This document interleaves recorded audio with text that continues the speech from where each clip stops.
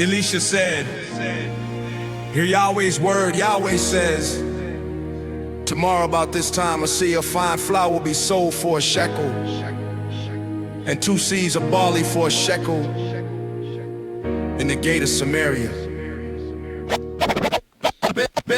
Then the captain on whose hand the king leaned answered the man of God and said, behold, if Yahweh made windows in heaven, could this thing be? He said, behold, you will see it with your eyes, but you will not eat of it.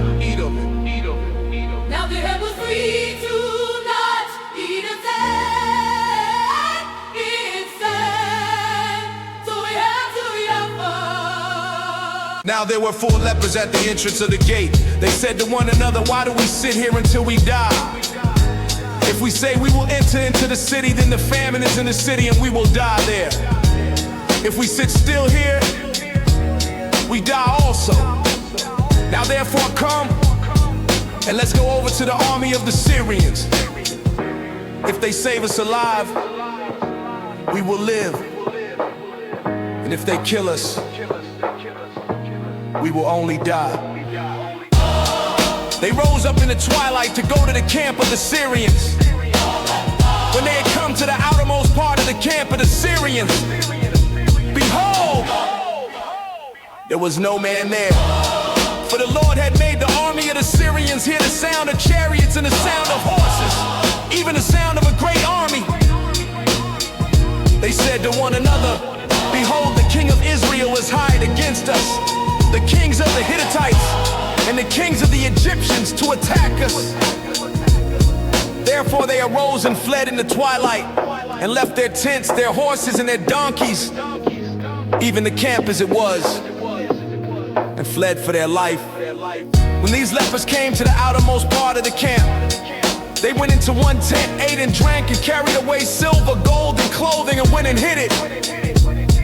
Then they came back, entered into another tent, and carried away from there also, and went and hid it. Then they said to one another, we aren't doing right. Today is a day of good news, and we keep silent. If we wait until the morning light, punishment will overtake us. Now therefore come, let's go and tell the king's household. So they came and called to the city gatekeepers and told them, we came to the camp of the Syrians, and behold, there was no man there, not even a human voice. The horses and donkeys were tied, and the tents were as they were. The gatekeepers called out and told it to the king's household within. The king arose in the night and said to his servants, I will now show you what the Syrians have done to us. They know that we are hungry, therefore they have gone out of the camp to hide themselves in the field, saying, when they come out of the city, we will take them alive and get into the city. One of his servants answered, let some take 5 of the horses that remain, which are left in the city. Behold, they are like all the multitude of Israel that are left in it. Behold, they are like all the multitude of Israel who have already perished. Let us send and see. Therefore they took 2 chariots with horses, and the king sent them after the army of the Syrians, saying, go and see. They went after them to the Jordan, and behold, all the way was full of garments and vessels which the Syrians had cast away in their haste. The messengers returned and told the king.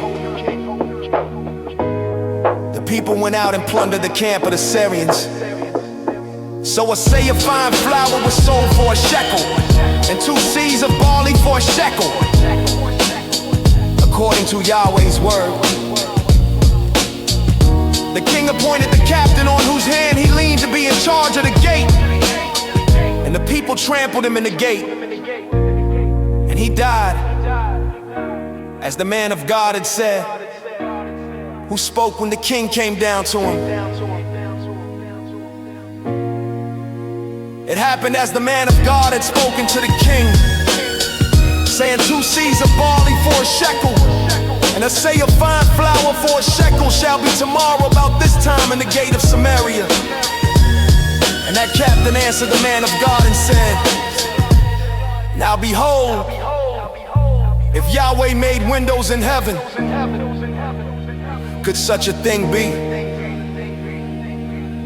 And he said, behold, you will see it with your eyes,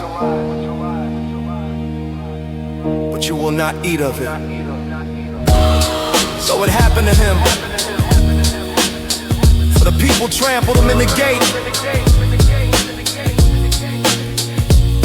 and he died.